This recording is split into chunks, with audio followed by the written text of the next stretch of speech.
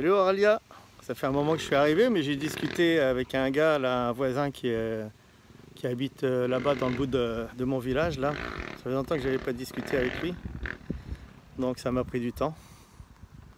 Ben là ça va, bon, je suis allé chez le magasin de moto, là j'ai pas trouvé ce que je voulais, j'ai juste trouvé un antivol qui se met à l'arrière, là, un tout petit U là, un truc qui se met dans les disques normalement, mais là je le mets, on peut le mettre au niveau de la couronne de la courroie, donc c'est bien. Et puis il me reste un ancien U qui est plus petit que ceux qui vendaient, là, enfin plus fin, mais bon il est efficace.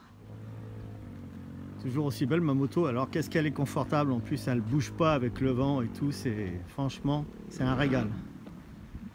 Presque en silence, en plus je me suis régalé là pour faire les 2 fois 18 km, et même plus parce que je suis passé par Fim après dans l'autre sens, là où je fais mes courses, tu sais, à la ville à 10 km de mon village. Franchement l'amortisseur il n'a pas tapé, pourtant je suis passé sur des routes qui sont pas lisses, hein, loin de là. J'en suis vraiment content. Je suis allé chez RPM 02 Rider, pièce moto, à Braine, à 17 km de mon village. Donc il n'y avait pas grand chose, j'ai pas trouvé de structure pour mettre un top case à l'arrière. J'ai pas trouvé de bulle non plus pour mettre à l'avant. Par contre j'ai trouvé une protection de réservoir et puis un petit U que je peux pas mettre malheureusement au niveau des disques parce que les trous sont pas assez grands, ce que je peux mettre ici à la couronne de la courroie. Donc c'est un bon truc, hein. C'est solide, et ça c'est mon ancien U que j'utilisais avant. J'avais un bloc disque aussi, mais de toute façon il passera jamais à l'avant. Donc là c'est quand même du costaud. Vous voyez, quand même du balèze. Et voilà, ça évitera de piquer ma moto pour des voleurs occasionnels. Voilà. Je me suis régalé là, j'ai fait une fois 17 km, une autre fois 23 km ou un peu plus, je sais plus. Parce que je suis passé par Fim après, où je vais faire mes courses là, à 10 km de mon village. Et c'est un régal quoi cette moto, franchement. Même que j'ai pas changé encore l'amortisseur arrière, franchement c'est un régal. On est bien dessus, elle est confortable, elle fait pas de bruit, c'est vraiment un régal. En plus elle a une bonne pêche hein, quand même, hein, quand on est en mode sport. Elle a une bonne accélération quoi, elle accélère vite, hein. Aussi vite que mon bomber et même plus vite d'ailleurs. Donc là je viens de mettre la protection de réservoir, qui est pas mal, hein, imitation carbone. Et puis pour l'instant il n'y a pas de ventilo qui s'est mis en marche, mais c'est très long, mais c'est quand même passé à 10%, de 8 à 10%. Et ça m'indique toujours 126 volts pour l'instant. C'est très long à démarrer. Ça doit, je sais pas, déjà dès le départ équilibrer les cellules ou je sais pas quoi de la batterie. Je vais me répéter, hein, mais je peux vous assurer que comparé à mes anciens gros cubes, mes 1000 FZR à Thunder Ice Yamaha, qui faisaient le même poids de 140 kg, on était très en avant dessus parce que c'était des guidons bracelets. C'était hyper fatigant, mais celle-là, elle est vraiment reposante cette moto. J'ai jamais vu ça quoi. Les 240 kg, on les sent pas.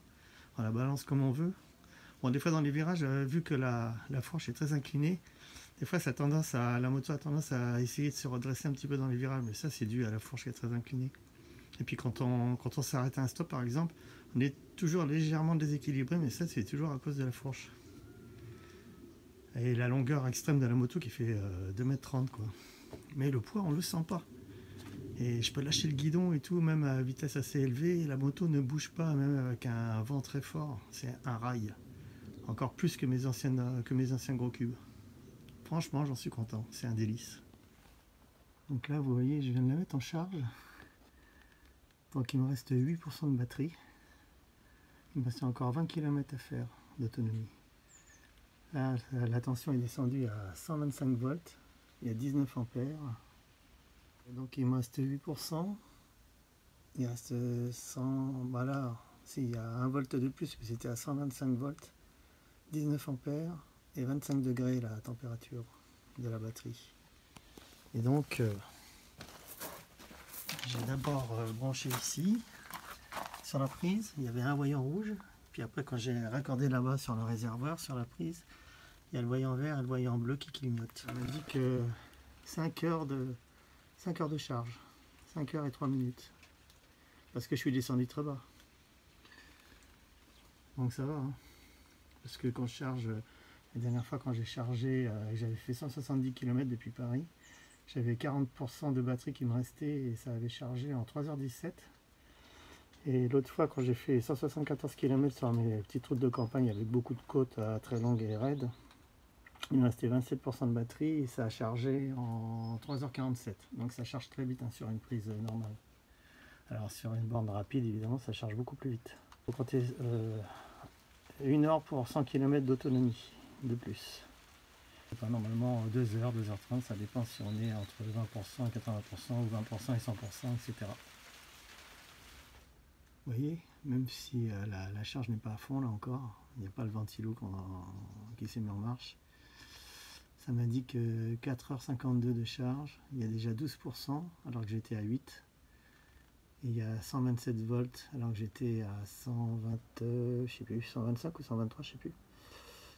Non, 125 je crois.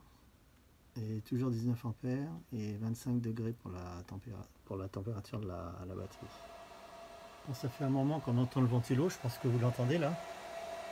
Vous voyez. Et donc là, ça m'a dit que 4h13 de charge, c'est passé de 8% à 24%. Et je crois que c'était 123 volts ou 125 à 130 volts. La température de la batterie a baissé un peu d'1%.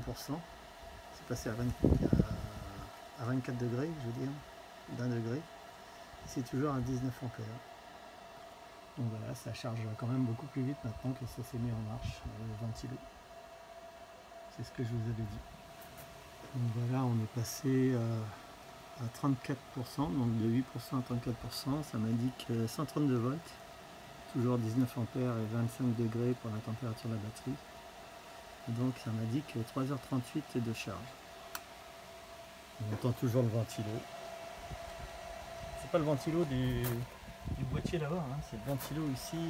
Alors je sais pas si c'est le ventilo du radiateur qui ventile la batterie ou si la batterie a un ventilo, sûrement, apparemment.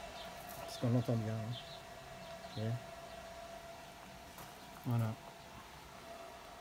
Bon, et ben il reste plus que 2 heures de charge. C'est passé donc de 8% à 66. Il y a 138 volts de chargé. C'est toujours à 19 ampères. Et la température de la batterie est montée à 28. C'était, je sais plus, 24 au début. Après c'était monté à 25 et puis après progressivement à 28. Et puis je suis en train de faire quelques décorations du tuning. Donc voilà ce que ça donne pour l'instant. Sur le côté, je vais voir ce que je vais mettre. C'est un petit peu fat là. Surtout au niveau du flanc là, sous la selle. Puis peut-être à l'avant, je sais pas, je vais voir. Peut-être que je trouve du carbone, je sais pas. Imitation carbone. Carrément du carbone. Bon, bah, il reste 28 minutes de charge. C'est à 93%. Il y a 140 volts. 148 volts. Je suis à 13 ampères et 28 degrés pour la batterie, donc ça n'a pas bougé. Et puis on va bientôt se terminer. Le réservoir est un tout petit peu chaud, c'est vraiment à peine tiède. Et puis la prise là-bas n'est vraiment pas chaude. Elle est froide même. La prise là aussi c'est pareil, elle est froide. Et là il pleut bien. Depuis un bon moment, depuis plusieurs heures. Hein. Donc ça va bien mouiller, c'est super. Allez, demain il va faire le même temps. Ouais, il ne reste plus rien pour la charge, je suis à 99% à 150 volts. Normalement ça devrait monter à 151 quand ça va s'arrêter, juste avant que ça s'arrête. 8 ampères et c'est descendu à 27 degrés la batterie, c'était à 28. C'est resté je sais pas combien de temps à 28. Donc là ça va bientôt s'arrêter, tout seul. Ça va équilibrer les cellules, tout ça, puis voilà. Bon, quelques minutes ça va s'arrêter. On entend encore le ventilo là. Bon voilà, c'est arrêté. On n'entend plus le ventilo, rien du tout. puis le voyant bleu ici ne clignote plus. Donc je vais les brancher.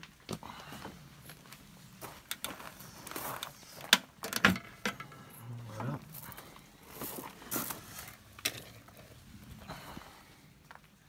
Et donc quand je remets le contact,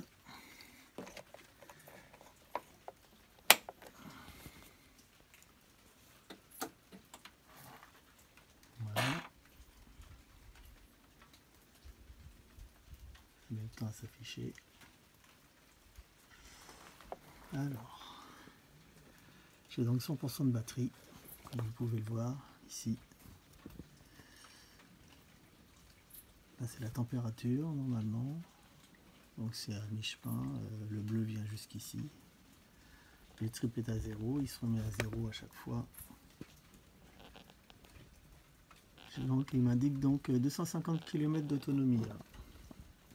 Estimé, donc c'est entre 200 et 250 en réalité.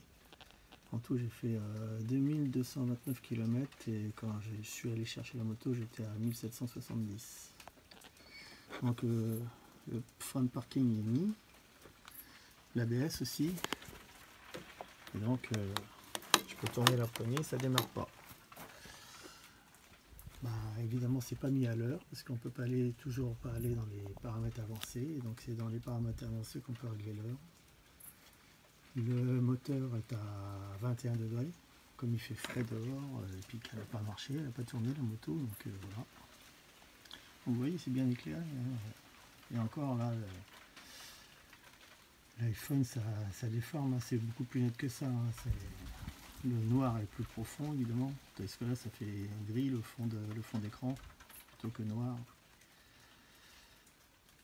Donc voilà, elle a chargé vite hein, quand même.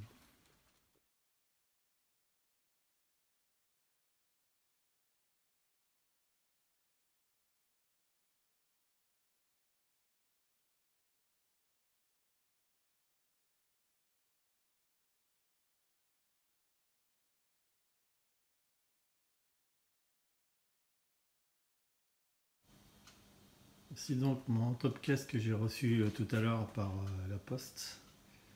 Donc il sert de sac à dos aussi.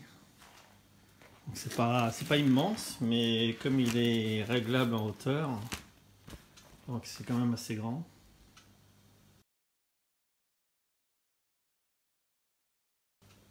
Donc là c'est l'intérieur. Et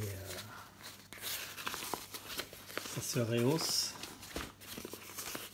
Donc normalement quand il est fermé on tire dessus puis c'est un espèce de soufflet et donc ça se rehausse. Donc voilà comment il est une fois rehaussé, et puis ça permet de serrer une fois qu'il est rempli. Donc il y en a deux à l'arrière et une à l'avant de sangle, et puis ça c'est une pochette supplémentaire, puis ça c'est un élastique pour fixer des papiers. Voilà. C'est quand même pas mal, hein. C'est quand même pas mal. Donc. Ça c'est pour la pluie, on le met par dessus. Puis là les sangles pour mettre dans le dos et puis pour attacher sur la moto. Franchement pour 36 € ça vaut le coup, hein. Il y a même une sangle ici pour attacher si on met des vêtements ou je ne sais trop quoi. On peut même mettre un casque. Donc c'est vraiment bien, c'est épais. Il y a la protection là pour la pluie, franchement c'est bien quoi. Ça va pas prendre beaucoup de place sur la moto.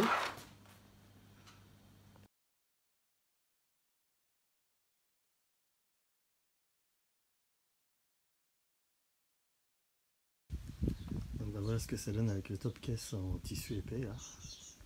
Franchement c'est chouette, hein. C'est juste la bonne largeur, la bonne longueur. On peut le régler en hauteur, on peut le mettre plus haut. Franchement ça départ pas la moto quoi. Puis c'est pratique, hein, on peut l'enlever comme on veut. Il n'y a pas de structure qui reste pour porter ce qui sert de sac à dos aussi. C'est vraiment classe. J'ai bien fait d'avoir acheté ça et pas cher en plus, hein. 36 € franchement, ça valait le coup.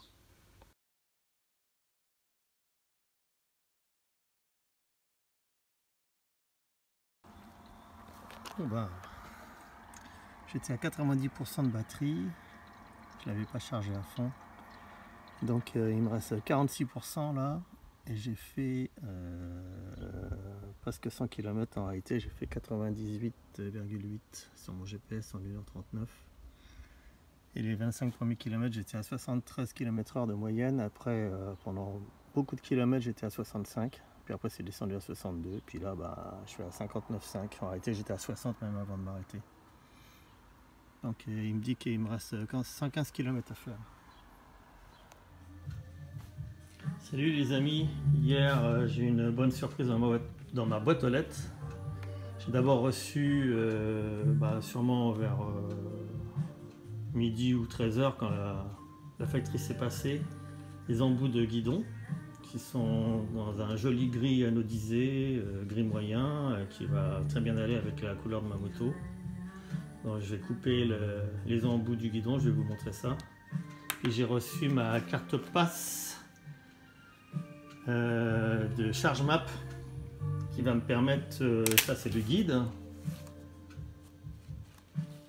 complet qui explique bien les choses, qui va me permettre de me recharger sur la plupart des bornes rapides ou pas, qui sont partenaires de ChargeMap. Donc ça concerne beaucoup de marques différentes, donc comme Ionity puis d'autres. Donc voilà, je vais pouvoir enfin tester les charges rapides. J'ai fait 99 km 400 en 2h10 parce que je suis allé à Lens et je me suis arrêté en haut à la cité médiévale avec cette superbe vue. J'avais 131 km/h 700 de vitesse de pointe. Là ça me dit que 101 km, donc on n'est pas très loin, hein, c'est assez juste. Il me dit qu'il me reste, je peux faire environ 145 km encore. Donc je suis passé de 2330 km à 2432. Bon, c'est toujours pas à l'heure évidemment. Température du moteur, 25 degrés seulement, c'est incroyable. Donc il y a 20 degrés dehors en plus. J'ai fait 45,5 de moyenne, km/h de moyenne. Et donc en 2h10. Donc vous voyez, ça me fait pas mal. Pourtant je me suis tiré la bourre là, pendant pas mal de fois, même à 130 plusieurs fois, assez longtemps. Et donc, à mon avis, je peux faire en tout, si je continue à rouler comme ça, entre 220 et 230 km. Hein, c'est énorme. Hein. C'est vraiment la moto la plus efficiente, quoi. Donc à tout à l'heure quand j'aurai terminé. Franchement cette moto je l'adore de plus en plus. Et quand je vais avoir mon amortisseur EMC là, ça va être encore démultiplier mon ressenti. Et puis quand j'aurai la bulle aussi.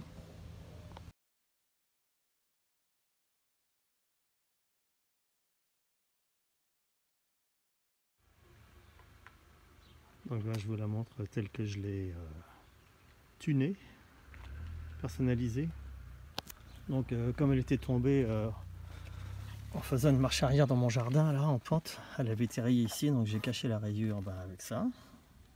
En plus ça fait pas mal. J'ai mis la bulle, j'ai mis les embouts de guidon, j'ai coupé le guidon, ça l'a raccourci de quelques centimètres. Il fait plus 80 maintenant, il fait 75. Donc la bulle c'est pas mal aussi, hein. Ça l'a fini. Ouais, quand même chouette comme ça, avec les autocollants.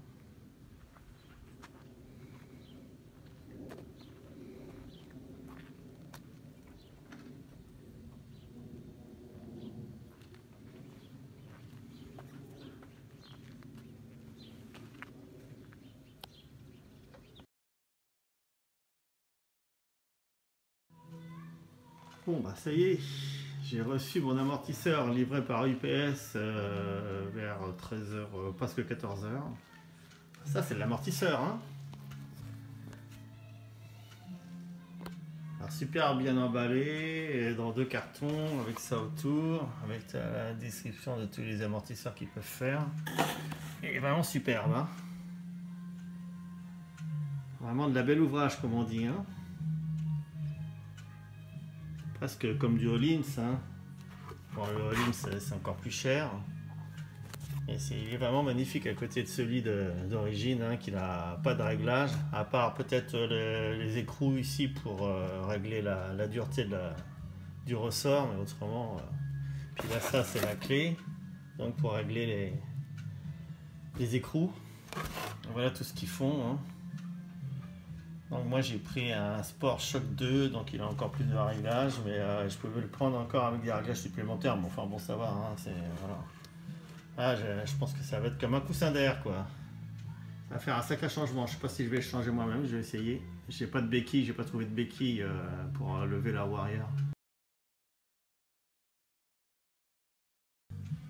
Donc voilà tout ce qu'ils font. Sport Shock 1, monochoc, réglage hydraulique synchronisé. Le Shock 1, monochoc avec précharge.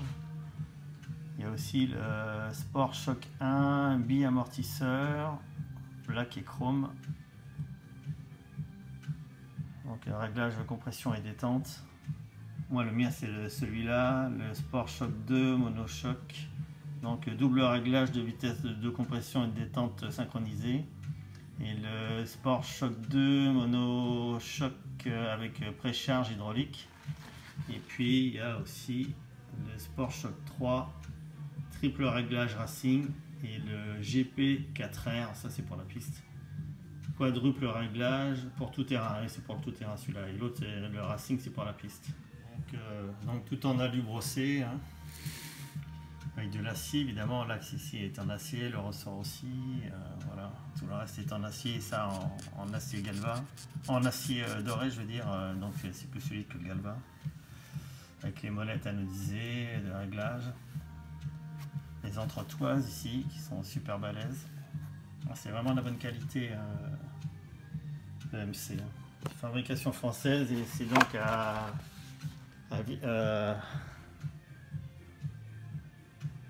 Villeurbanne, dans le 69. Bon les amis, comme vous pouvez le voir, déjà je vous dis salut. Comme vous pouvez le voir, j'avais changé mon amortisseur là. Donc voici, je vous montrerai plus en détail. J'ai fait une vidéo avec mon iPhone. Donc c'est vraiment la super qualité, hein, à côté de celui d'origine que vous voyez là. Ça n'a rien à voir. Quand je l'aurai démonté, j'ai donc fait l'essai de soulever la moto avec le cric de ma voiture. Ça marche, donc pas de problème. Ça libère la roue arrière, suffisant pour changer l'amortisseur.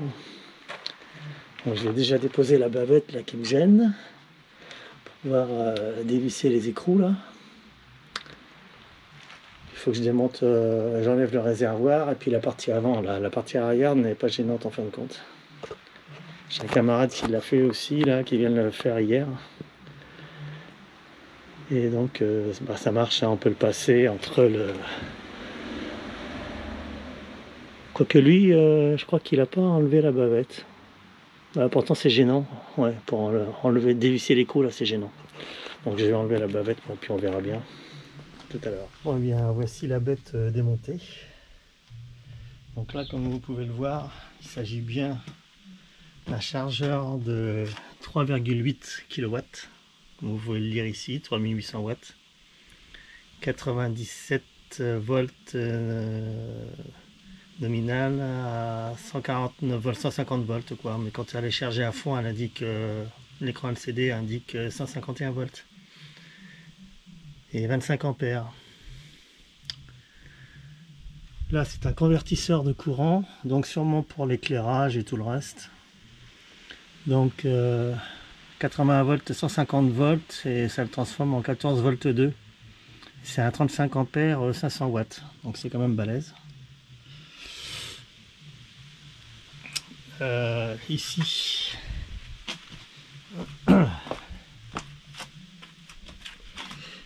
ici on voit là où passe un des gros câbles de phase, des 3 phases. C'est sûrement le contrôleur qui est quand même balèze, on le voit ici. Et ça c'est le contrôleur. Et ensuite en dessous c'est la batterie. Il y a un décroché. Donc l'épaisseur, moi je sais pas, il fait je sais pas combien d'épaisseur le contrôleur, 5 cm à peu près, 5-6 cm. Donc c'est balèze. Bon, j'étais obligé de démonter tout ça. Donc tous les flancs là à l'avant. Bon, et puis il y en a qui ont été trop serrés évidemment. Donc là, bah, il y a un éclat évidemment. Et ça va aller. Par contre, celui-là il est impeccable. Mais celui-là, vous pouvez le voir, là ça a éclaté. Mais ça avait déjà éclaté, c'est quand je l'ai dévissé. Pourtant il paraissait pas trop serré celui-là, alors qu'il y avait celui-là qui était très serré là en bas, au bout. Et celui-là, je sais pas comment je vais faire quoi, parce qu'il va plus tenir.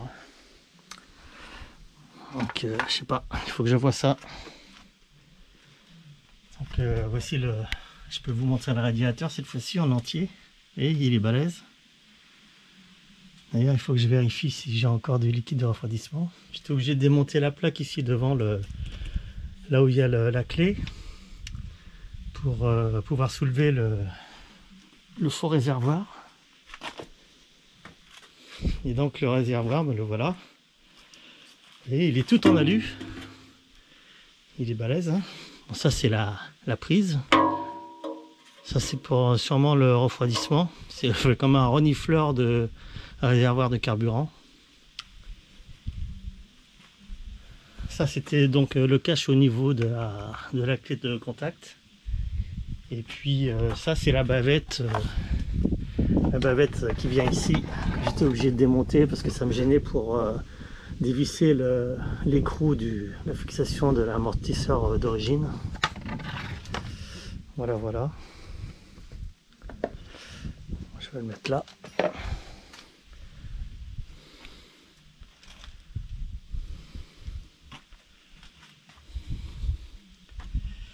Donc voilà la bête démontée. Ah, c'est facilement accessible maintenant. Je vais soulever avec le cric. J'ai d'abord dévissé les deux écrous. Donc je vous dis à tout de suite. Donc voici l'amortisseur d'origine que je vais enlever et remplacer donc par celui-ci qui est complètement différent. Hein.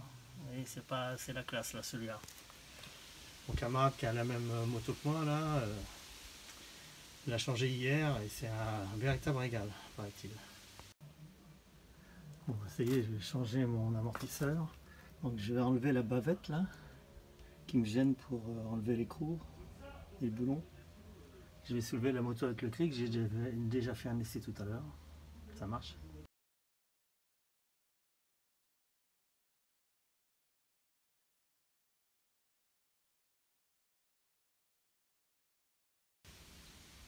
Alors voilà le bruit que ça fait.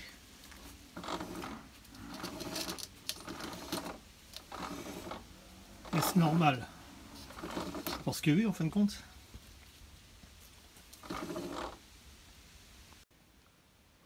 Yes, c'est mis en place.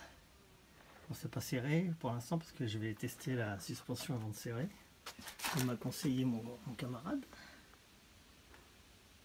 Voilà, j'ai eu du mal à enlever ce boulon là.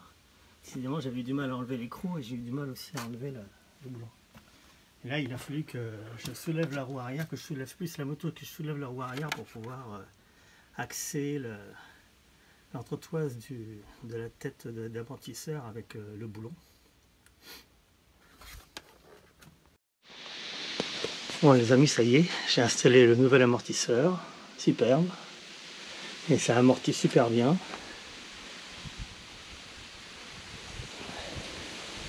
J'ai eu du mal à enlever, à dévisser cet écrou là, et j'ai trouvé une clé qui allait avec mon cric, et comme par enchantement, ça correspond bien à la taille de l'écrou. Parce que j'y arrivais pas, autrement j'avais des clés qui étaient trop petites, et c'était tellement serré, et puis après il a fallu que je dévisse petit à petit. Et là-haut ça s'était mis en travers, j'avais tapé là pour sortir l'écrou, puis le boulon, et puis il était comme ça, il était sorti de ça, et puis il était en travers. Donc j'ai suivi le conseil de Kiki Truc sur YouTube, qui a la même Rendo que moi, mais peinte en rouge, qu'il a repeint en rouge. Donc lui il a changé son amorto hier. Donc il m'a donné quelques conseils. Et j'ai dévissé ensuite avec une clé, et donc j'ai pu sortir le boulon. Voilà, c'est super classe. Hein. Puis alors ça amortit bien. Vous allez voir comment ça amortit. Je redresse ma caméra. Oui, ça rebondit pas. Voilà, franchement. Normalement, ils l'ont réglé d'usine. Hein. D'après mon poids, ils demandent le poids de la personne et puis ils les font sur mesure en fonction du poids de la personne. Je vais m'asseoir dessus pour voir si ça s'écrase pas trop. Vous voyez ce que ça donne quand je suis dessus? Voilà, ça tape plus. Hein. Voilà, et j'y vais fort là. Oui. Là j'y vais franchement. Voilà, ça amortit super bien, sans faire de bruit, ça tape pas, ça talonne pas. Super.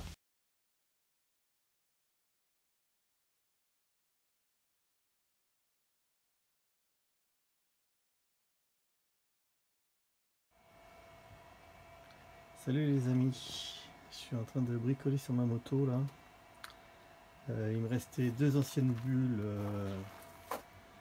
que j'avais mis sur mes anciennes milles. Puis après j'en avais trouvé des plus hautes. Donc celles-là je les avais enlevées. Et donc j'ai utilisé une bleue là que j'ai découpée tout à l'heure. Donc pour faire une extension de ma bulle que j'avais achetée il n'y a pas très longtemps. Donc je l'ai découpée et puis je vais la fixer de cette manière là pour que ça me protège mieux. Donc je pense que ça sera pas mal. Je sais pas ce que vous en pensez. Bon, je ne l'ai pas en foncé, en fumée foncée, mais bon, ça fait rien, hein, c'est pas trop grave. Hein. Puis ici, je vais essayer de finir avec je ne sais trop quoi. Je vais voir.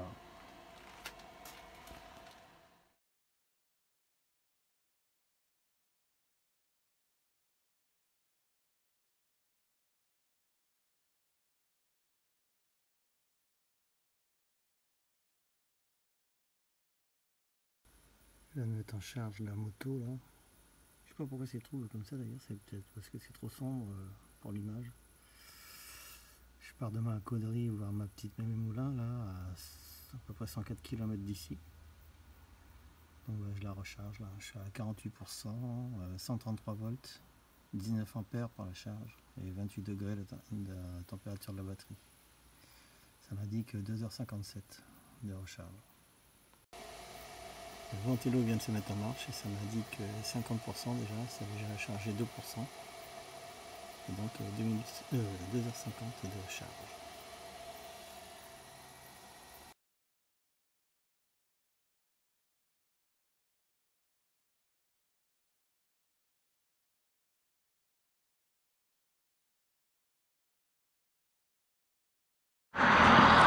Bon, salut les amis, je vais remonter mon harnais là pour que la caméra soit plus haute, j'espère que ça va le faire.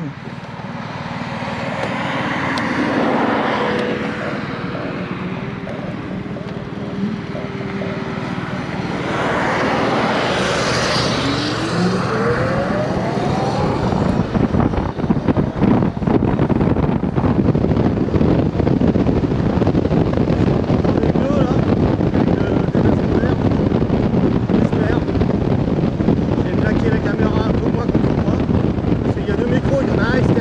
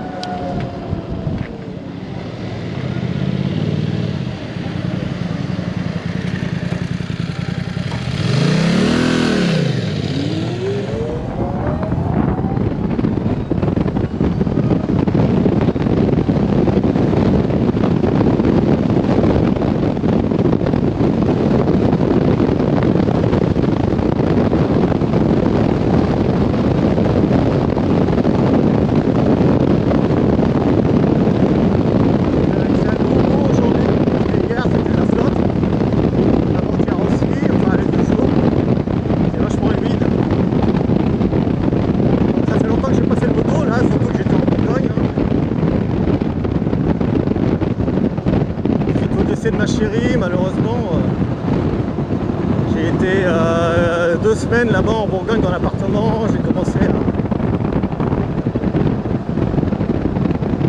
enlever des chevilles, boucher les trous et tout ça, démonter un gros meuble dans la pièce principale, et des cartons dans le garage, et dimanche dernier ça a été débarrassé entièrement. Moi je suis reparti le samedi matin. Ça fait déjà une semaine que je suis revenu chez moi et je me sens encore plus seul chez moi que là-bas, bizarrement, mais bon. Là, la solitude sans trop dommage, là je suis plus habitué à ça en plus. J'ai pris ma petite chérie avec moi et c'est dur. J'espère qu'on m'entend bien. Voilà, je vais tourner à droite là pour changer un peu. Je vais passer par, je crois que c'est Vieillarcy, il me semble. Non, c'est Vendresse. Vieillarcy, c'est ailleurs. Ah non, c'est Moussy-Verneuil, voilà. Ouais, Moussy-Verneuil. J'étais déjà passé plusieurs fois avec mon bomber dans les deux sens. Ça a changé un peu. C'est sympa, le village ici, c'est assez huppé, si on peut dire.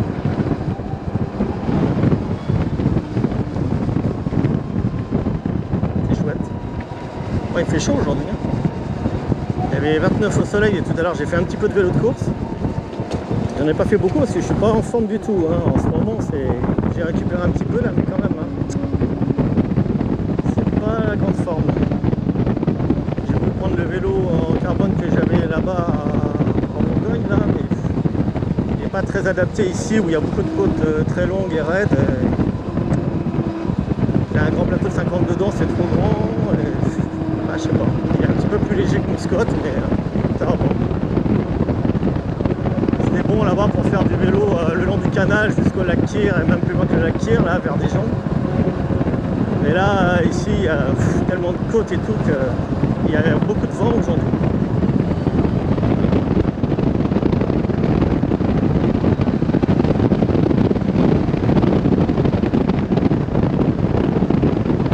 Il tape un peu moins hein, quand même l'amortisseur. Hein.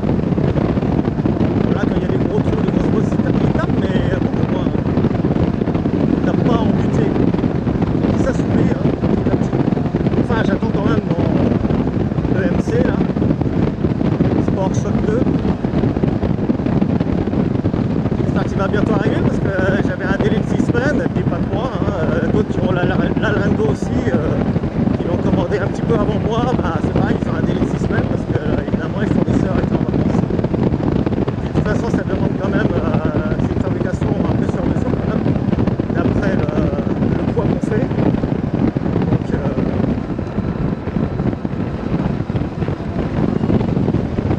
alors je me mets toujours en mode sport hein, parce que sinon il n'y a pas de régénération, puis il n'y a pas de frein moteur, donc c'est un peu chiant quoi.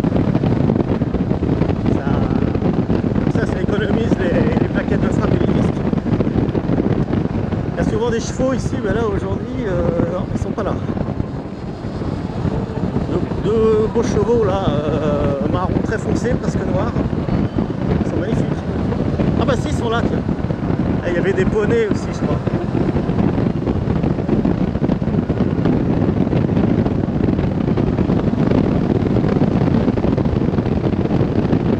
Recharger à fond, enfin presque, hein, c'est parce que je suis parti faire je sais pas quoi et puis je voulais l'enlever avant d'atteindre les 100% de charge et puis quand je l'ai débranché j'étais à 98, donc j'en étais pas loin.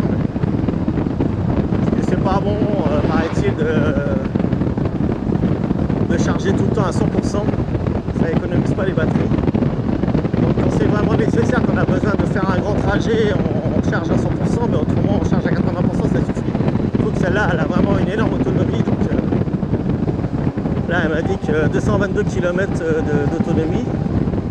J'en ai fait 13,2.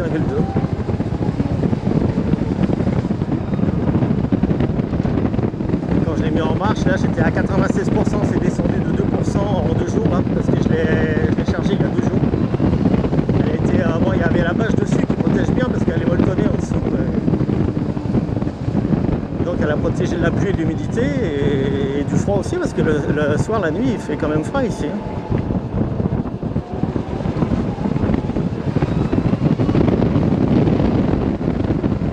Grande mairie ici. Ouais, c'est assez grand le bourg là. C'est plus qu'un village, c'est un bourg ici.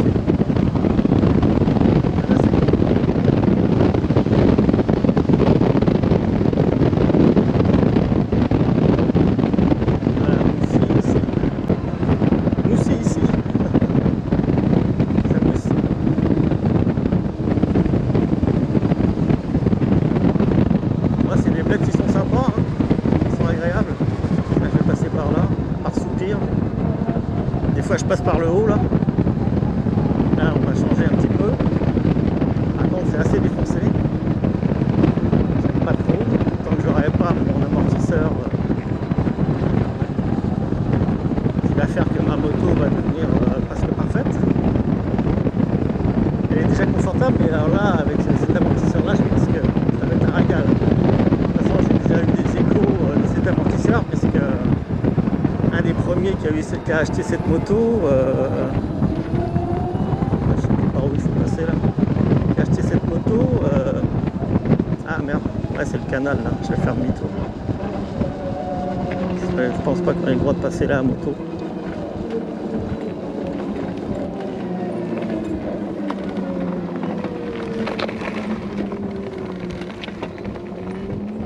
Je me méfie hein, parce que quand je braque beaucoup comme ça, la fois où je me suis arrêté au stop là puis que j'ai braqué tout de suite, la moto a failli chuter, hein, elle a penché d'un seul coup.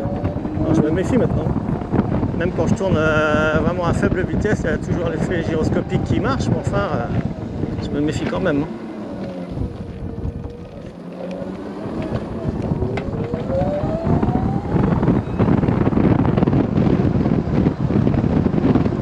Je sais pas où j'en mettais d'ailleurs, qu'est-ce que je disais.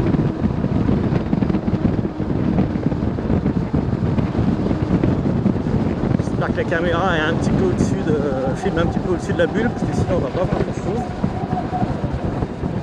Et que j'ai ça aussi qui cache pas mal, le support de mon téléphone. Ah c'est pareil, c'est des trous boss. Donc ça va quand même hein. Au début là ça tapait beaucoup plus que ça. Ah je roule pas vite hein. De toute façon cette moto là elle incite à rouler cool, à se balader, voilà, regarder le paysage. Terminer la vitesse, moi je m'en fiche de la vitesse maintenant. J'en ai eu assez comme ça de la vitesse. 17h30 de mon tube là. C'est toujours la vitesse, les accélérations bien sûr. Je préfère les accélérations là, fulgurantes que la vitesse, ça n'a rien à faire.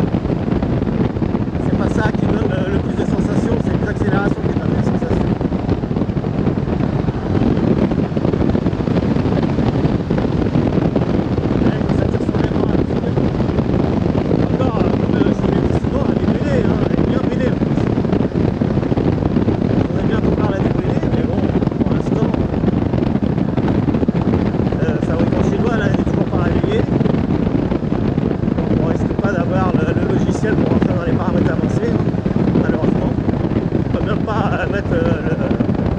LCD à l'heure. Là il m'a dit que 0h06, super, alors qu'il est 18h pile là. Ah purée. Faut pas regarder l'heure de mon GPS là non plus parce qu'il retarde d'une heure. Je ne vais jamais à l'heure parce que c'est tout un truc, parce qu'il y a tellement de pages différentes là en plus pour afficher je sais pas combien de paramètres différents. C'est compliqué pour le mettre à l'heure. Enfin, je me rappelle plus surtout. Enfin, je ressens la doc, mais je sais pas où elle est.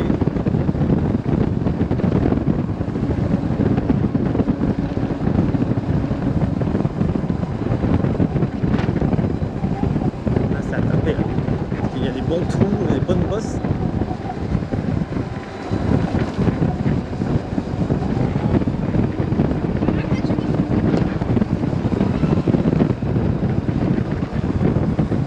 C'est un truc la moto. Surtout qu'elle est balèze, hein, elle fait pas du tout 125. Hein. C'est ça qui est bien, c'est qu'elle Même, tous les motards me font signe, parce que d'habitude ils font pas signe au 125. Hein. C'est dommage, hein, parce qu'un motard c'est un motard, hein, 125 ou 250 ou 350 ou 500 ou 1000, peu importe. Une mobilette encore d'accord, mais pas faire signe à un motard, même à une 125, c'est vraiment dégueulasse, quoi.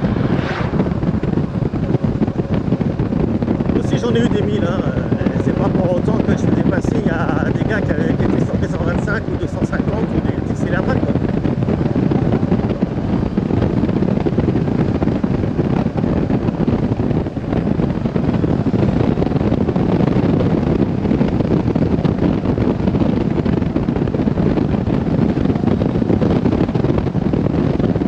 J'avais failli chuter au stop là et voulu tourner à gauche pour aller vers Bourg-et-Commun, et puis bah, juste avant de m'arrêter complètement, j'ai tourné le guidon complètement à gauche et la moto a failli chuter, quoi.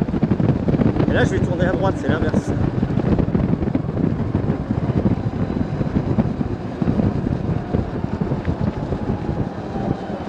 Parce que comme c'est un truc à un virage à 90 degrés, là, et même plus que ça, parce qu'il n'y a pas beaucoup de place pour tourner. Donc bah voilà, j'ai tourné tout de suite mon guidon. Et il y a la voiture à ce temps-là.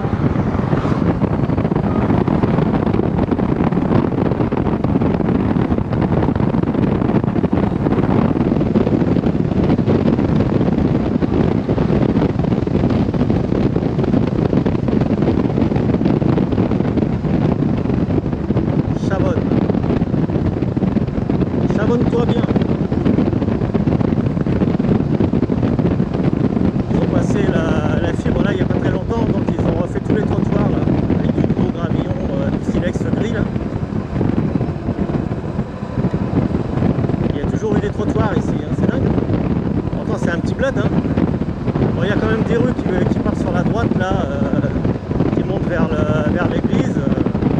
Bon, c'est quand même plus grand que mon village, ça c'est sûr, hein, mais en longueur aussi, à part les rues là qui sont perpendiculaires, comme celle-là, là, centre du village, c'est marqué, centre village.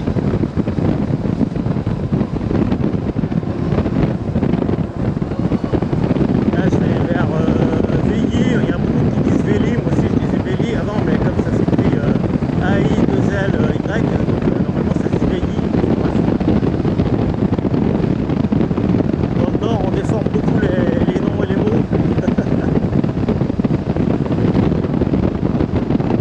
Je suis pas du Nord, hein, je suis né à Paris, donc je disais Véli comme tout le monde, mais bon, maintenant je dis Véli.